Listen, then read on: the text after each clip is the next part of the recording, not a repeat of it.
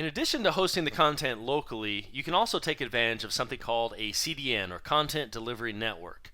Now, both Microsoft and Google have CDNs, and what is that, you may ask? Well, a CDN is simply a set of servers dispersed all around the world, and they're localized based on region. So if you had a user over in Europe, in theory, if you serve up a file on the CDN from, say, Microsoft, then they would hit the closest server to them over somewhere in Europe. Or if you're over in the United States, you'd hit something closest to you within the United States. Google has the same setup.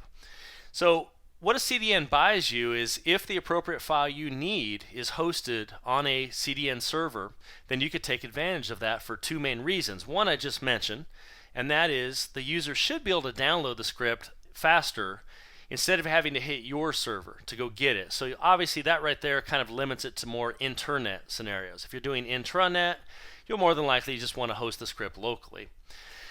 The other thing that you benefit from is not only performance but also caching, and this will really boost your performance. If you host the script locally and it's an internet site, then the first time, say, my mom hits it, she's going to have to download that script, of course, because she hasn't been to your site yet. Well, a CDN script might be hosted across hundreds of sites. In fact, they are.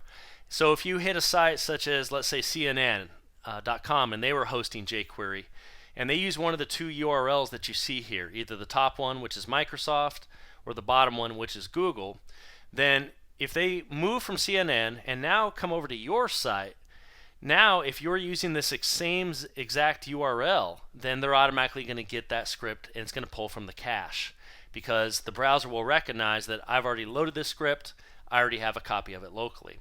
So that's another really nice benefit.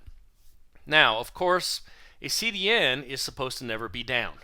Now, of course, you've always heard that as well, that, oh yeah, our servers will never be down. Well, the fact of the matter is, it's possible that one of the servers could go down and cause a problem. It shouldn't, because of how they've done the architecture.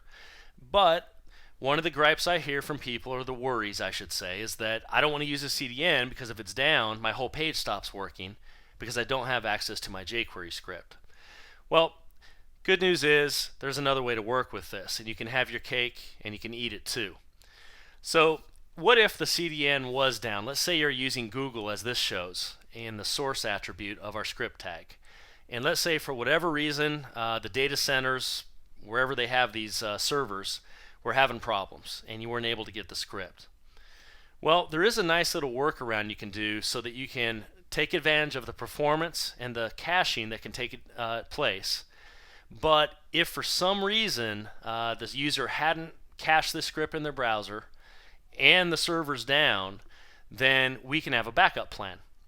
And I'll have to admit, I first learned this from one of my good developer friends, Rick Strahl. If you go to west-win.com, Rick has one of the best developer blogs, in my opinion, out there. And this is one of the first places I saw it. And what we're doing here is we have our source, but if this is down, once this loads, the browser will then continue to this script block. Well, once jQuery, the script, is loaded, there'll be an object up in memory called jQuery. You're going to hear all about this in the upcoming sections and modules. So we're going to say, hey, if the type of jQuery equals undefined, then what that means is this is not available in memory, and therefore this particular script did not load properly. So what we'll do then is we're going to write out our own local script. So we're going to use JavaScript to actually inject in a dynamic script block, and we're going to point it to our local script here. So this %3c, that represents the less than sign. The %3e, that's our closing bracket, the greater than sign. And then you can see we have our source. This would of course point to your local file and folder if it's in a different folder. We have our type, and everything is pretty much the same from there. So the syntax looks a little messy because you do have to escape the characters, and then we wrap the JavaScript unescape around that and then write out the result to the page. But what's nice about this is now you can take advantage of the CDN, the performance and the caching, but if for some reason it's not available, you can fall back to this. So really no reason not to use this approach. So that's a wrap on how you can use a content delivery network to actually serve up your jQuery scripts.